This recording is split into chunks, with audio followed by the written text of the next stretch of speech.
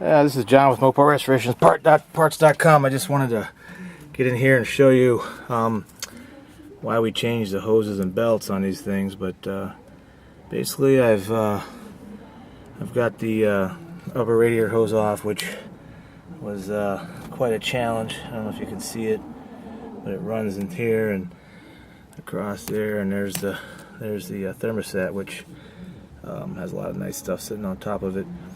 Don't know if that would have actually caused a problem, but you know, while we're this far into it, we might as well change it.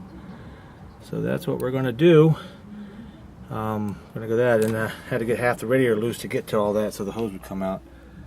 But here you go, and you know, here's the shape of the hoses. I mean, you have to cut them off to get them off, but you know, it's continuing saga of the mighty Mopar motorhome.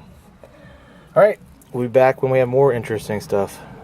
This is John, Mopar Restoration Parts.com.